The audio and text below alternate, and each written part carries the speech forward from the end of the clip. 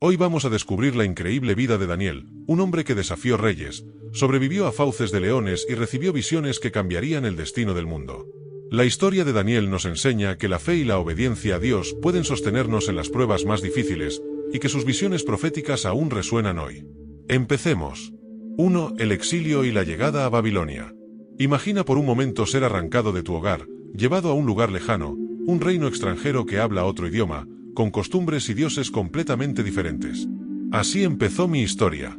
Yo, Daniel, junto a otros jóvenes de Judá, fuimos llevados cautivos a Babilonia, un imperio vasto y poderoso, bajo el mandato del rey Nabucodonosor. No era simplemente una captura militar. El rey tenía un plan: seleccionar a los mejores jóvenes de nuestra tierra, aquellos sin defecto físico, inteligentes y capacitados, para entrenarnos en la cultura y sabiduría de Babilonia. La idea era que nos asimiláramos, que abandonáramos nuestras raíces y nos convirtiéramos en leales servidores del rey babilonio. Al principio, debo admitir, todo era abrumador.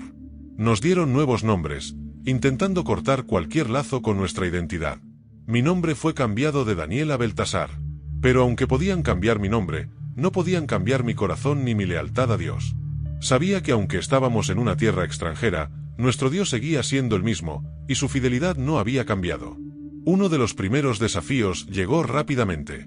A nosotros, los jóvenes escogidos, se nos ofrecía lo mejor de la comida y el vino del rey.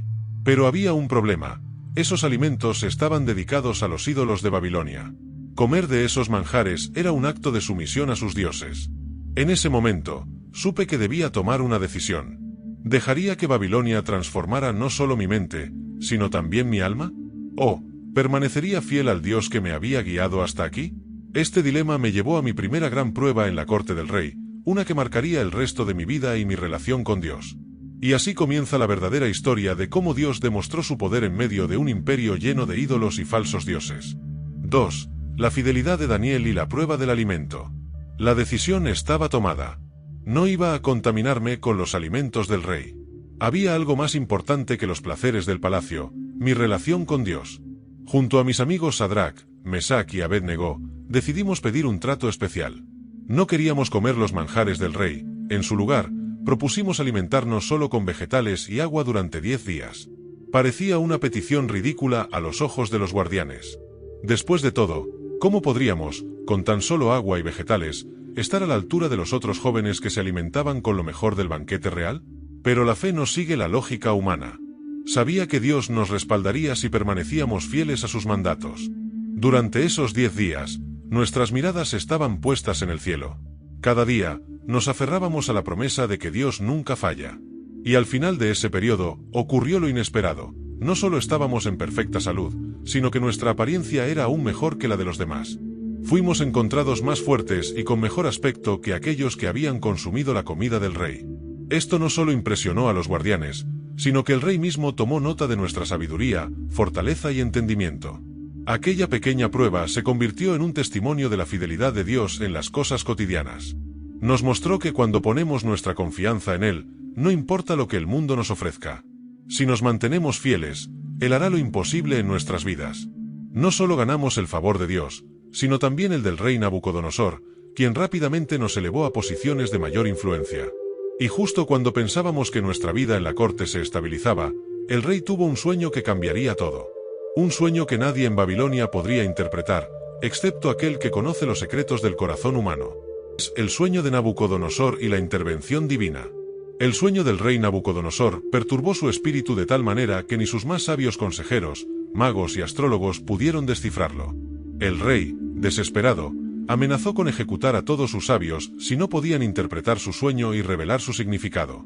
Esta era una prueba que pocos podrían superar, pero Dios ya había preparado el camino.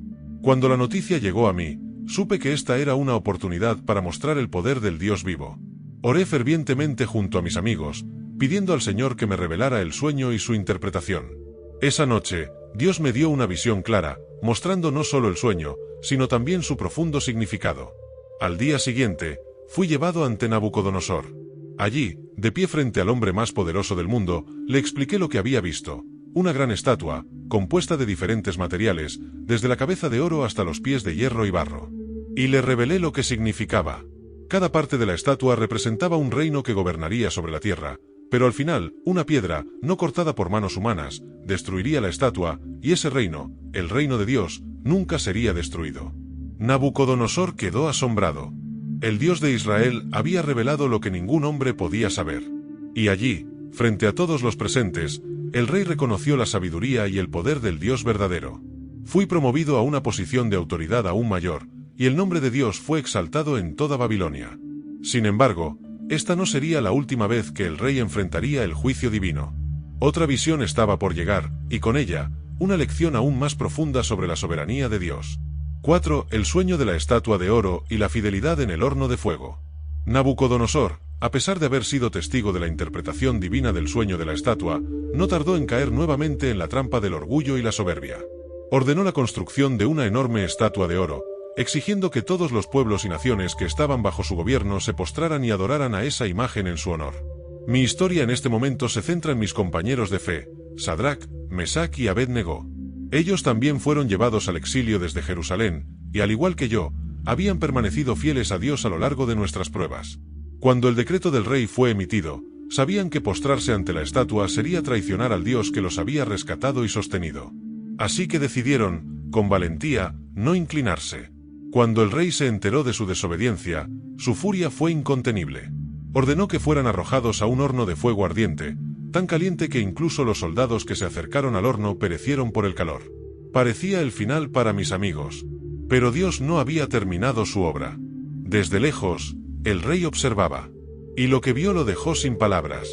No eran 3 hombres los que caminaban por el fuego, sino 4. Uno de ellos, Nabucodonosor dijo, tenía el aspecto de un hijo de los dioses. Dios mismo había enviado a su ángel para proteger a mis compañeros. Salieron del horno sin una sola quemadura, sin siquiera olor a humo en sus ropas. Este evento fue tan impactante que Nabucodonosor, el mismo rey que había ordenado su ejecución, proclamó que nadie en su reino debía hablar mal del Dios de Israel. Dios había mostrado una vez más su poder y su capacidad para proteger a aquellos que confían en él, incluso en medio de las llamas más ardientes. Pero la historia de la soberbia del rey estaba lejos de terminar. 5. El segundo sueño de Nabucodonosor, el árbol cortado. Nabucodonosor había visto la mano de Dios obrando de manera impresionante en su reino, pero aún no comprendía la profundidad de la soberanía divina. No mucho después del incidente del horno de fuego, el rey tuvo otro sueño que lo inquietó profundamente. Esta vez, no se trataba de una estatua, sino de un árbol imponente que se elevaba hasta los cielos, visible desde cualquier rincón de la tierra. Sin embargo, en el sueño, el árbol era cortado, sus ramas esparcidas, y solo quedaba un tronco en el suelo. Una vez más, el rey llamó a todos sus magos y sabios, pero ninguno pudo interpretar el sueño. Fue entonces cuando llamaron a mí. Al escuchar el sueño, el significado me fue revelado de inmediato por Dios, pero lo que debía decir no era fácil. Con temor reverente, le expliqué al rey que el gran árbol representaba a él mismo, a su vasto y poderoso reino. Dios le había elevado hasta la cima del poder, pero su orgullo había crecido demasiado. El corte del árbol significaba que el rey sería despojado de su poder y humillado. Pasaría 7 años viviendo como una bestia, alimentándose de hierba y viviendo bajo el cielo, hasta que reconociera que el Altísimo gobierna sobre los reinos de los hombres y se lo da a quien quiere. El rey escuchó, pero no cambió su corazón. 1 año después, mientras caminaba por los muros de su palacio, jactándose de sus logros, la sentencia divina cayó sobre él. Como profetizado, fue apartado de su trono y vivió como un animal en el campo, hasta que, finalmente, reconoció la soberanía de Dios y fue restaurado a su posición. Este evento no solo mostró el juicio de Dios sobre la arrogancia humana, sino también su misericordia. A pesar del orgullo de Nabucodonosor, Dios le dio una oportunidad de arrepentimiento y restauración. Pero este no sería el final de Babilonia. Otro gobernante pronto enfrentaría el juicio divino. 6. La caída de Babilonia y el banquete de Belsasar. El reino de Babilonia parecía imparable. Con sus murallas imponentes y su fama de invencibilidad, pocos habrían predicho su caída. Pero, como ya habíamos visto, el poder de los reyes y sus reinos son nada ante la soberanía de Dios. Belsasar, nieto de Nabucodonosor, heredó el trono, pero no el temor y respeto por el Dios de Israel. En su orgullo, decidió celebrar un gran banquete para 1000 de sus nobles, y en un acto de desprecio, ordenó traer los vasos sagrados que su abuelo había saqueado del templo en Jerusalén. Con esos vasos, dedicados a Dios, comenzaron a brindar en honor a sus dioses de oro, plata y piedra. Fue en medio de esa celebración, en el punto álgido de su arrogancia, que algo increíble ocurrió.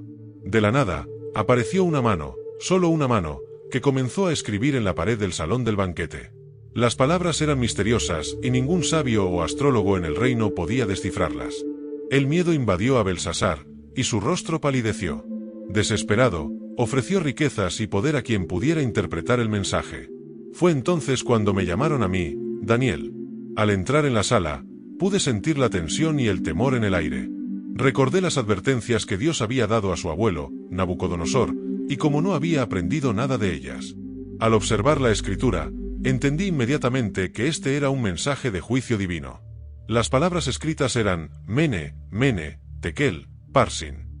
Con solemnidad, expliqué que Mene significaba que Dios había contado los días del reino de Belsasar y los había terminado. Tekel indicaba que el rey había sido pesado en la balanza de Dios y había sido hallado falto, y Parsin anunciaba que el reino sería dividido y entregado a los medos y persas.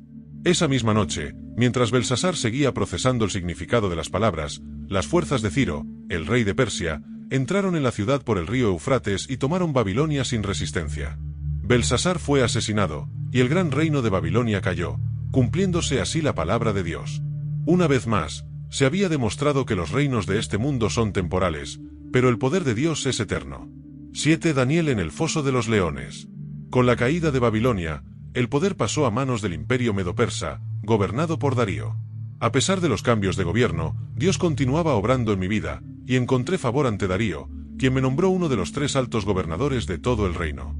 Pero esta posición de favor no vino sin oposición. Mis enemigos, envidiosos de mi éxito y de la confianza que el rey había depositado en mí, buscaron una forma de destruirme. Sabían que no podrían encontrar ninguna falta en mi conducta, así que decidieron atacar mi fe. Con astucia, convencieron al rey Darío de firmar un decreto que prohibía orar a cualquier dios o persona que no fuera el rey durante 30 días. Cualquiera que desobedeciera sería lanzado al foso de los leones. Sabían que yo no dejaría de orar a mi Dios, y tenían razón. A pesar del decreto, continué orando 3 veces al día, como siempre lo había hecho, dirigiéndome hacia Jerusalén. Mis enemigos rápidamente informaron al rey, y aunque Darío estaba angustiado, no pudo revocar su propio decreto. Así que, con pesar, ordenó que me lanzaran al foso de los leones.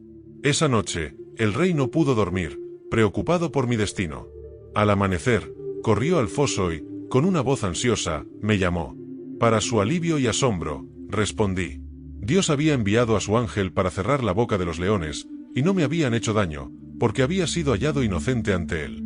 El rey, lleno de gratitud y reverencia hacia el Dios viviente, ordenó que mis enemigos fueran lanzados al foso en mi lugar, y ellos no corrieron con la misma suerte. Luego, Darío emitió un nuevo decreto, proclamando que todos en su reino debían temer y reverenciar al Dios de Daniel, porque él es el Dios viviente, que reina para siempre. 8. Las visiones de los 4 animales y los 4 reinos. Con el tiempo, mientras seguía sirviendo bajo el reino medo-persa, el Señor comenzó a revelarme visiones profundamente simbólicas sobre el futuro. En una de las más impactantes, vi 4 grandes bestias emergiendo del mar, cada una más aterradora que la anterior. Estas bestias, según me fue revelado, representaban 4 grandes reinos que dominarían la tierra. El primero era como un león con alas de águila, que representaba a Babilonia. El segundo era un oso, que simbolizaba a los medos y los persas. La tercera bestia, semejante a un leopardo con 4 alas y 4 cabezas, representaba el reino griego de Alejandro Magno y sus sucesores. Y la cuarta bestia, la más terrible de todas, con dientes de hierro y 10 cuernos, simbolizaba el poderoso imperio romano, que pisotearía y devoraría la tierra. En medio de esta visión tan perturbadora, vi como un cuerno pequeño surgía entre los 10 cuernos de la cuarta bestia. Este cuerno pequeño hablaba con arrogancia y blasfemaba contra el Altísimo, y su poder parecía no tener límites. Sin embargo, mientras observaba con asombro y temor, el panorama cambió repentinamente. Apareció el anciano de días, rodeado de gloria y esplendor, sentado en un trono de fuego. A su alrededor, miles de ángeles lo adoraban, y los libros fueron abiertos. Fue entonces cuando el cuerno pequeño fue juzgado y destruido, y el dominio fue dado a uno como hijo de hombre, que venía en las nubes del cielo. Este hijo de hombre, me fue revelado, recibiría un reino eterno, y su dominio no tendría fin. Aunque los reinos terrenales vendrían y pasarían, el reino de Dios perduraría para siempre. Estas visiones me recordaron una y otra vez que, aunque las naciones se levanten en poder y violencia, el plan de Dios no puede ser detenido. Su justicia prevalecerá, y su reino será establecido para siempre. 9. La profecía de las 70 semanas. Otra revelación importante que recibí durante mi tiempo de servicio bajo el reino medo-persa fue la profecía de las 70 semanas. Estaba orando y buscando el rostro de Dios, intercediendo por mi pueblo, Israel, cuando el ángel Gabriel vino a mí con un mensaje divino. Me explicó que 70 semanas estaban decretadas para el pueblo de Israel y la ciudad santa, Jerusalén, para poner fin al pecado, expiar la maldad y traer justicia eterna. Esta profecía es increíblemente compleja y profunda. Las 70 semanas, o 490 años, marcarían eventos claves en la historia de Israel y el mundo. Gabriel me explicó que desde el decreto para restaurar y reconstruir Jerusalén hasta la llegada del Mesías, pasarían 7 semanas y 62 semanas, es decir, 483 años. Después de este tiempo, el Mesías sería cortado, refiriéndose a la muerte de Cristo, pero no por sí mismo, sino por la salvación del mundo. La última semana, la 70ª, sería un tiempo de gran tribulación, en el que un príncipe haría un pacto con muchos, pero a la mitad de esa semana, cesarían los sacrificios y ofrendas. Esta última semana está llena de simbolismo y ha sido interpretada de diferentes maneras a lo largo de los siglos, pero lo que me quedó claro es que esta profecía es central para entender el plan de redención de Dios, desde el sufrimiento del Mesías hasta su segunda venida y el juicio final. Para mí, estas revelaciones no solo eran sorprendentes, sino también cargadas de esperanza. Dios no había abandonado a su pueblo, y a pesar de la desolación y el exilio, Él había establecido un plan para restaurar todo. Su plan era perfecto, y su cumplimiento estaba garantizado. 10. El hombre vestido de lino y la visión del tiempo del fin.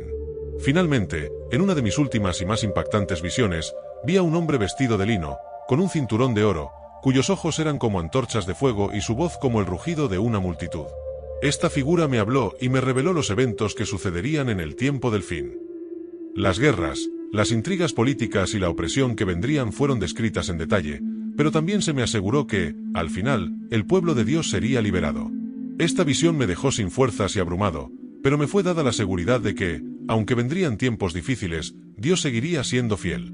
Se me dijo que muchos serían purificados y refinados durante esos tiempos de tribulación, y que los sabios entenderían el plan de Dios mientras los impíos seguirían en su maldad.